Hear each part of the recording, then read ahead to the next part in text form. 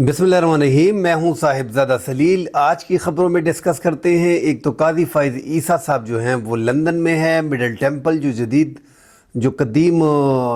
कानूनी दरसगाह है वहाँ पे गए थे, वहाँ उनके साथ क्या हुआ उस पर डिस्कस करते हैं। और मौलाना फजल रहमान साहब ने जो 11 मेंबरान के बारे में कहा है कि आइनी तरामीम में 11 मेंबरान जो हैं वो ख़रीदे गए, तो डिस्कस करते हैं पहले आइनी तरामीम से। जैसा कि पूरे पाकिस्तान को पता है कि आइनी तरामीम हुकूमत का प्लान जो था वो मई से था, मई 2023 से था। और इसका पता तब चला जब चीफ जस्टिस काजी फाइज ईसा तो पहले लूप में लिए गए थे, मगर जो बाकी जजेज़ हैं जिस तरह जस्टिस मंसूर अली शाह साहब है, वो एक कमेटी थी जो केसेस मैनेजमेंट सिस्टम वगैरह की कमेटी जो थी, जजेस की रूल्स रेगुलेशंस बराबर करना, उनका तरीक़ाकार का, पेंडेंसी का, जब उनको वज़ीर कानून आज़म नज़ीर तारड़ ने कहा था कि ये चीज़ें बंद कर दे और हम जो हैं आइनी तरामीम लेके आ रहे हैं, उस टाइम पे जो मखसूस नशिस्तें पाकिस्तान तहरीक इंसाफ की थी वो हुकूमती पार्टी ने आपस में मिल बांट ली थी, आपस में बांट दी थी। माली गनीमत के तौर पे इस इलेक्शन कमीशन ने जो है वो PTI की मखसूस नशिस्तें जो हैं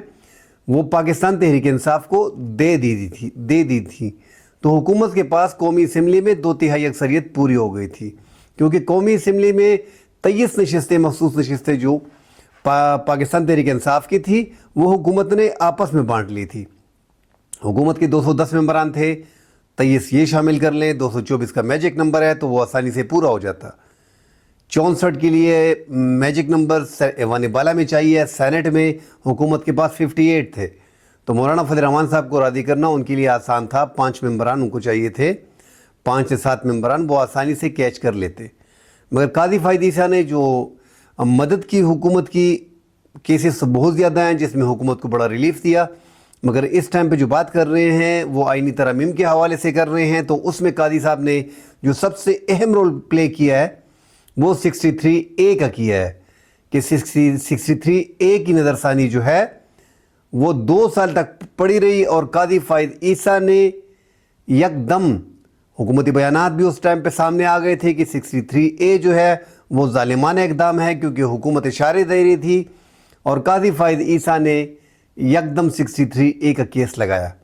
उसकी नज़रसानी लगाई और मंजूर भी कर ली। अब काजी फाइज ईसा ने 63A की नज़रसानी लगाई कैसे, पहले तो इस पे बहस करते हैं कि कैसे आसानी से हुकूमत को जो है वो रिलीफ दिया गया है कि आप जाएं और तहरीक इंसाफ के मेंबरान को उठाएं, ख़रीदें, मारें, पीटें, डराएं, धमकाएं, वट जो भी करना है, एक रास्ता खोलना है वो मैंने खोल दिया। वो कैसे खोला गया? पहले तो हुकूमत ने प्रैक्टिस एंड प्रोसीजर एक्ट में सदारती आर्डिनेंस लेके आए, उसमें तरमीम की गई। प्रैक्टिस एंड प्रोसीजर एक्ट इसी हुकूमत का बयान बनाया हुआ है और इसमें 3 रुकनी कमेटी होती है जिसका सरबराह जो है वो चीफ जस्टिस होता है, उसके बाद सीनियर जज, उसके बाद दूसरा सीनियर जज। मतलब उस टाइम पे काजी फाइज ईसा, जस्टिस मंसूर अली शाह और जस्टिस मुनीब अख्तर इस कमेटी के ये कमेटी तय करती थी और बेंच बनाए जाते थे। मगर फिर सदारती आर्डिनेंस को लाया गया जिससे जस्टिस मुनीब अख्तर को निकाला गया और सदारती आर्डिनेंस में क्योंकि हुकूमत ने फील किया कि 63A की नज़रसानी किसी भी तौर पे नहीं लगनी, क्योंकि कमेटी में काजी फाइज ईसा की अक्सरियत नहीं है। काजी फाइज ईसा को अक्सरियत दिलाने के लिए कमेटी में रद्द-बदल किया गया और रातों रात सदारती आर्डिनेंस के ज़रिए काजी फाइज ईसा को इख्तियार दिया गया कि वो एक सीनियर जज अपने पास रखे और एक अपनी मनपसंद जज को कमेटी में किसी भी टाइम बिठा सकते हैं। तो इससे जस्टिस मंसूर अली शाह साहब भी नाराज़ हो गए, जो वो सीनियर जज थे वो भी नहीं आए और जस्टिस मुनीब अख्तर को निकाल दिया गया और अपने मनपसंद जज जस्टिस अमीनुद्दीन को उसमें रख दिया गया। उसके बाद 5 रुकनी बेंच बनाया गया, वो भी हम ख्याल जजेस का, जिसमें काजी फाइज ईसा ख़ुद भी शरीक हुए और जस्टिस अमीनुद्दीन को भी शरीक किया। उस 5 रुकनी बेंच ने मुत्तफ़िका तौर पर जो है नज़रसानी मंजूर कर ली और हुकूमत के लिए बड़ी आसानी कर दी कि 63A में आप, इससे पहले 63A में जो 2 साल पहले फैसला हुआ था 5 रुकनी बेंच में 3-2 की अक्सरियत से कि कौमी असम्बली का मेंबर या सेनेट का मेंबर या सूबाई असम्बली का मेंबर जो है पार्लिमानी पार्टी से हट के अगर वोट देगा तो उसका वोट काउंट नहीं होगा, اور ڈسکوالیفائی ہو جائے گا۔ قاضی فائز عیسیٰ نے حکومت کو یہ ریلیف فراہم کی کہ چاہے وہ ووٹ ڈالے ڈسکوالیفائی ہوگا مگر اس کا ووٹ کاؤنٹ ہوگا۔ پہلے اس سے پہلے جو ہے وہ اس کا ووٹ شمار نہیں ہوتا تھا 63A میں۔ تو یہ بہت بڑی سہولت تھی جو قاضی فائز عیسیٰ نے فراہم کی تھی، اور اس سے ملک میں جو ہے وہ ایک منڈی ٹائپ لگ گئی ہے کہ آپ کسی بھی ممبر کو اٹھا کے خرید کے مار پیٹ کے ڈرا دھمکا کے آپ اس کی جو یا اس کا ضمیر، جس طرح ہم پاکستان میں کہتے ہیں کہ اس کا ضمیر جو ہے وہ جاگ گیا، ضمیر جاگنے کے ساتھ وہ آپ کو ووٹ کرے گا اور آپ کے لیے آسانی رہ جائے گی۔ ورنہ یہ آئینی ترامیم کسی بھی طور پہ اذان ہو رہی ہے، ورنہ یہ آئینی ترامیم جو ہے وہ کسی طور پہ بھی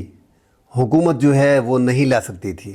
تو اس میں جو سب سے بڑا رول ہے وہ قاضی فائز عیسیٰ نے پرووائڈ کی ہے، سہولت کاری قاضی فائز عیسیٰ نے فراہم کی تھی۔ ان کے ٹائم میں یہ فیصلے ہوئے تھے، اور بلاول بھٹو نے بار بار یہ کہا ہے کہ جسٹس قاضی فائز عیسیٰ اگر نہ ہوتے تو یہ آئینی ترامیم ہم نہیں کر سکتے تھے۔ اس میں بھی کوئی شک نہیں ہے کہ 25 اکتوبر کو قاضی فائز عیسیٰ جو ریٹائرڈ ہونے جا رہے تھے، اگر وہ ریٹائرڈ ہو جاتے تو حکومت یہ آئینی ترامیم نہیں لا سکتی تھی۔ بڑا مشکل تھا حکومت کے لیے، مگر حکومت نے انتظار نہیں کیا۔ حکومت کو یہی مناسب وقت لگا کہ جسٹس قاضی فائز عیسیٰ اس ٹائم پہ ہیں اور ہم آسانی سے جو ہیں وہ آئینی ترامیم لا سکتے ہیں۔ تو پھر حکومت نے جیسے کہ تحریک انصاف کی قومی اسمبلی میں 5 ممبران نے ووٹ دیے، سینیٹ میں جو ہے وہ اختر مینگل کے 2 سینیٹرز نے ووٹ دیے، اور اس طرح آئینی ترامیم مولانا فضل الرحمان صاحب نے بھی کسی حد تک سپورٹ کیا، اور وہ جو ہے آئینی ترامیم لے کے آئے۔ مگر یہاں پہ آج مولانا فضل الرحمان صاحب نے بڑا انکشاف کیا ہے۔ آپ یہ ویڈیو ذرا دیکھ لیں۔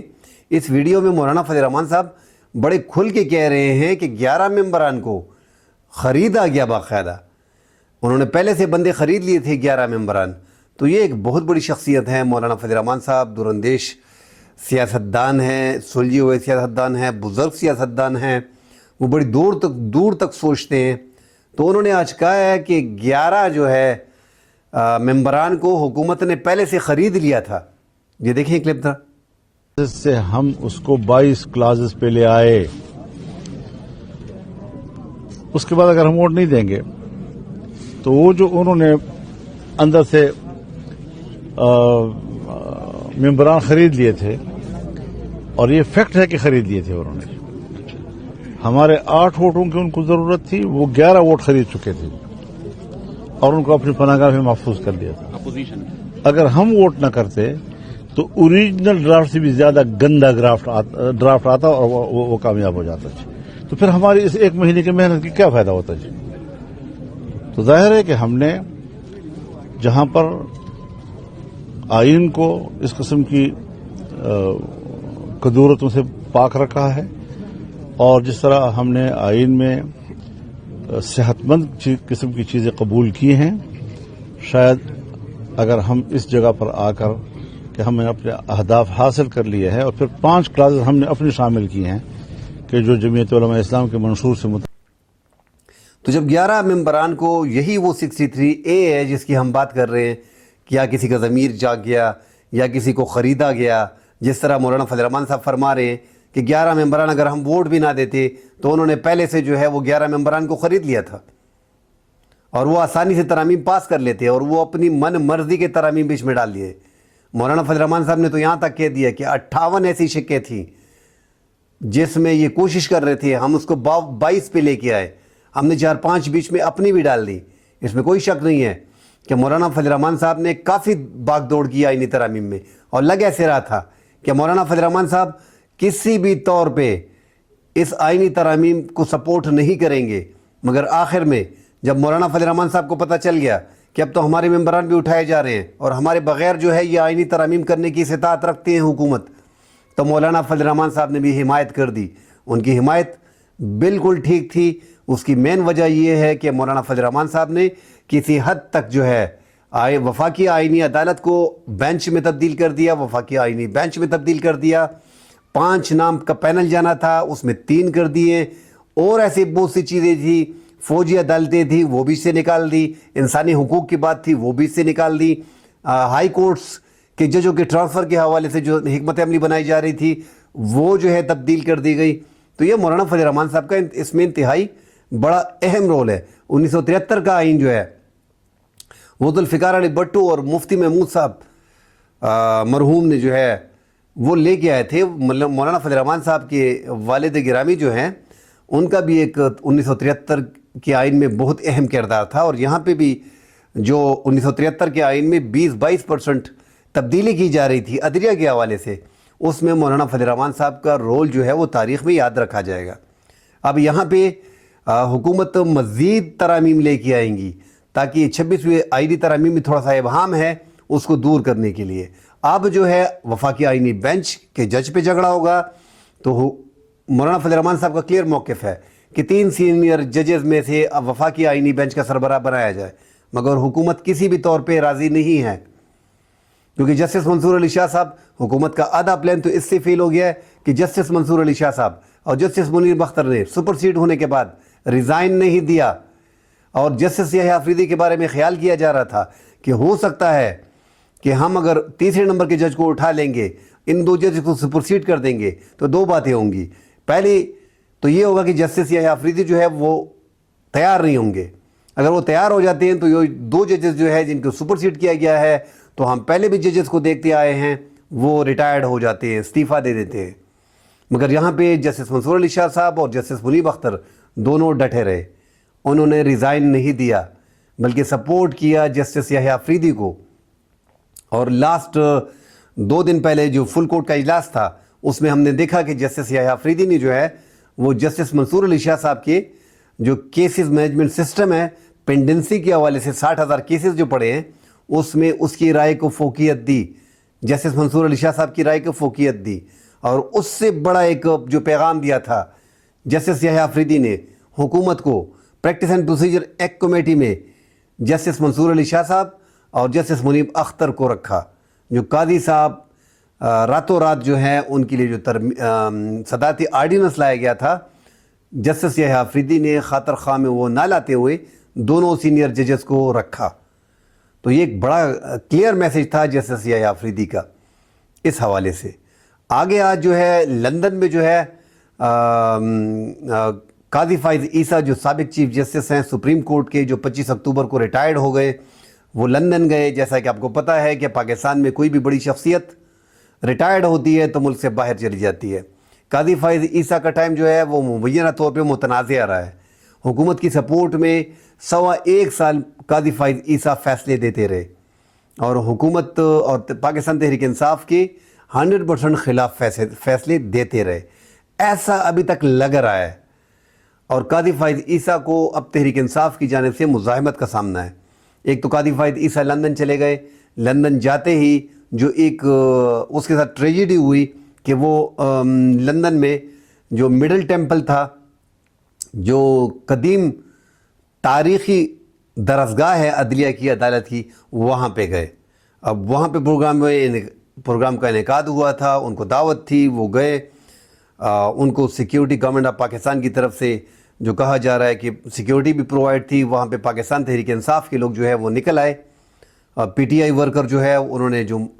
مظاہرہ کیا, ان کے خلاف نعرے بازی کیا, ایون کی گالیاں بھی بیچ میں دی, جو ایک مہذب ملک کے لوگوں کو وہاں پہ رہ کے کم از کم گالیاں نہیں دینی چاہیے تھی. ان کی یہ ویڈیوز ہیں, آپ ذرا دیکھیں.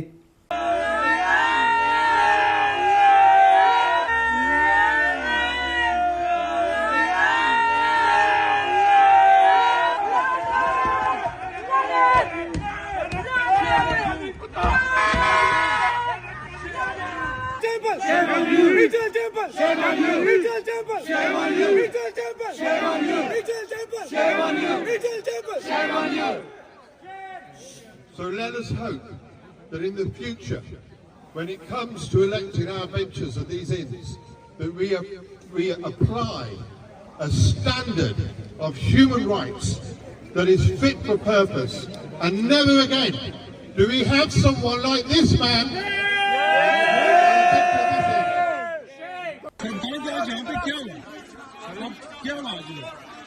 कुछ नहीं, I was just trying to explain to them that if they want to demonstrate, but be civic. اب یہ گالیاں دینا. سر کوئی گالی نہیں دے رہا, کوئی گالی نہیں دے رہا سر. نو قاضی نے ملک لوٹ چکا, قاضی نے سارے لوگوں کو جیلوں میں ڈالا, قاضی نے سارے لوگوں کو جیلوں میں ڈالا, مارا عورتوں کے ساتھ ریپ کیا گیا. قاضی نہیں بولا, قاضی نے لوگوں کو جیلوں میں ڈالا, قاضی نے لوگوں کو جیلوں میں ڈالا, قاضی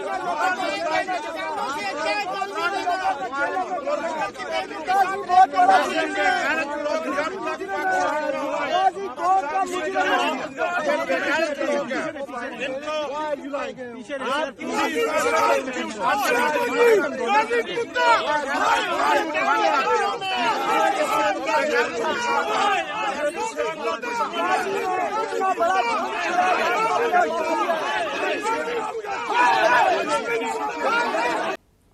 تو اس میں جو ہے اس ویڈیو میں آپ نے دیکھا کہ جسٹس قاضی فائز عیسیٰ کی گاڑی جیسے نکلتی ہے وہ سر کو جھکا لیتے ہیں, کوشش کرتے ہیں کہ اس کی شکل سامنے نظر نہ آئے, اور وہ اس کی گاڑی جو ہے وہاں سے فوراً جو ہے وہ تیز سپیڈ سے نکل کے بھاگ جاتی ہے, اور وہاں پہ جو لوگ ہوتے ہیں وہ ان کے خلاف مظاہرہ کرتے ہیں اور گاڑی کو مکے مارتے ہیں اور موبائل مارتے ہیں. ایک آدھ لڑکا جو شیان وہاں پہ پی ٹی آئی کا جو سرکردہ رہنما ہے اس کا ہاتھ بھی زخمی ہو گیا. بعد میں جو ہے اس نے مختلف ویڈیوز بھی جاری کی, اور یہاں خیر یہ تو ایک قاضی فائز عیسیٰ کو ہمیں اندازہ تھا کہ یہ مزاحمت فیس کرنی پڑے گی اور یہ ہونا تھا ایک دن, مگر ویسے یہ ایک سوٹیبل وے نہیں ہے, یہ ایک طریقہ کار ہے نہیں کہ جس انداز سے گالیاں دی گئی. مظاہرہ آپ کا حق ہے, مظاہرہ آپ کر سکتے ہیں, مگر ان پہ حملہ ٹائپ کرنا کہ ان کی گاڑی کو مکے دینا, انہوں نے بھی سر نیچے کر دیا تھا. وہ تصویر دیکھ کے بندے کا دل جو ہے وہ خفا ہو جاتا ہے کہ یار اتنا موسٹ سینئر بندہ تھا جوڈیشری کا, اور کس انداز میں اس کی مطلب تذلیل ہو رہی ہے. اب یہاں پہ لیٹسٹ نیوز جو ہے وہ وفاقی وزیر داخلہ محسن نقوی نے ایکشن لینے کا فیصلہ کیا ہے اور فوری طور پہ حکم دیا ہے کہ الیکشن کمیشن کی گاڑی تھی کہ وہاں پہ جو ہے کمشنر کی گاڑی تھی, جو لندن ہائی کمشنر کی گاڑی تھی, اس میں جو ہے, اور وہاں پہ سٹاف وہاں پہ تھا, ان پہ حملہ کرنا کہ ان سارے تمام اہلکاروں کو جو ہے سائبر کرائم کے حوالے سے دیکھا جائے اور ان کی جو ویڈیوز ہیں ان کو کلوزلی مانیٹر کیا جائے. نادرا کو ہدایت کر دی ہے کہ ان کے چہرے کو دیکھے, اور اس کے بعد ان کے پاسپورٹ, ان کے شناختی کارڈ اور ان کی جو بینک اکاؤنٹ ہے, جو جائیداد ہے وہ منجمد کر دیں, یہاں پہ بلاک کر دیں, کیونکہ کسی بھی طور پہ برداشت نہیں کیا جائے گا کہ آپ ایک سینئر جو ہے وہ پاکستان کے سابق چیف جسٹس اس کی اس طرح بےعزتی کرے. اب دونوں طرف کا موقف ہے, پی ٹی آئی کا موقف ہے کہ آیا ان کو سیکیورٹی کیوں پرووائڈ کی جا رہی ہے گورنمنٹ آف پاکستان کی طرف سے, ان کو جو ہے وہ لندن ہائی کمشنر کی گاڑی کیوں دی گئی تھی کیونکہ وہ ریٹائرڈ ہو گیا ہے, ان کے ساتھ اس کا کیا کام تھا, جبکہ وفاقی وزیر داخلہ نے کلیئرلی سٹینڈ لیا ہے کہ وہاں پہ ان کے خلاف جو بدتمیزی ہوئی ہے, جو گالم گلوج ہوئی ہے, اس کے خلاف ایکشن لیا ہے, اور ان کو ایڈنٹیفائی نادرا کو کہا گیا ہے کہ ان کو ایڈنٹیفائی کرے جو لوگ اس پروٹیسٹ میں شریک تھے, جنہوں نے گالیاں دی ہیں, جنہوں نے مظاہرہ کیا ہے, ان کے شناختی card, passport, bank account, what ever جو بھی ہے جائیداد سب کو بلاک کرنے کا کہہ دیا ہے. تو یہ بڑا اہم رہا ہے کہ جسٹس قاضی فائز عیسیٰ کا جو دور تھا, آگے جا کے اگر وہ باہر ملک میں رہتے ہیں, کیونکہ یہاں پہ پاکستان تحریک انصاف کے اکثر ممبران نے کہا تھا کہ قاضی فائز عیسیٰ جو ہیں وہ گھر سے باہر نہیں نکل سکیں گے, جس طرح کا عدالت کا سسٹم اس نے چلا ہے وہ پاکستان میں ٹائم پاس نہیں کر سکیں گے. وہ اس لیے باہر چلے گئے, باہر ان کے بچے بھی ہیں, وہ اپنے بچوں سے وہاں پہ رہائش اختیار کرنے کے لیے گئے ہیں, پاکستان واپس بھی آئیں گے, مگر اب وہاں پہ جو مشکلات یکدم ریٹائرمنٹ کے بعد کہ وہ ان کی جو تذلیل ہو رہی ہے وہ کچھ بھونڈے انداز میں ہو رہی ہیں, گالیاں دی جا رہی ہے ایک مہذب ملک میں, اور وہاں پہ عوام کا اپنا غصہ ہے. جو ٹائم 1.25 سال قاضی صاحب نے, قاضی فائز عیسیٰ چیف جسٹس جو صاحب کا چیف جسٹس ہیں, انہوں نے جو ٹائم گزارا ہے اس پہ عوام اپنا غصہ نکال رہی ہے, اسپیشلی پاکستان تحریک انصاف کے لوگ. جیسا کہ ہمیں پتہ ہے کہ اوورسیز میں زیادہ تر پاکستان تحریک انصاف کے لوگ ہیں. اگر آپ پوری دنیا کی اوورسیز دیکھیں تو یہ بڑا کلیئر ہو گیا ہے کہ یہ جو 90-95% لوگ ہیں یہ پاکستان تحریک انصاف سے ریلیٹڈ ہے. اس لیے باہر ممالک میں پاکستان تحریک انصاف کی جو مظاہرے ہوتے ہیں اس میں کافی تعداد میں لوگ شریک ہوتے ہیں اور عمران خان کے لیے بڑے بڑے پروٹیسٹ ہم نے دیکھے ہیں دنیا کے ہر کونے سے. کل انشاءاللہ مزید آگے جا کے ڈسکشن کریں گے. حاضر ہوں گے. اللہ حافظ.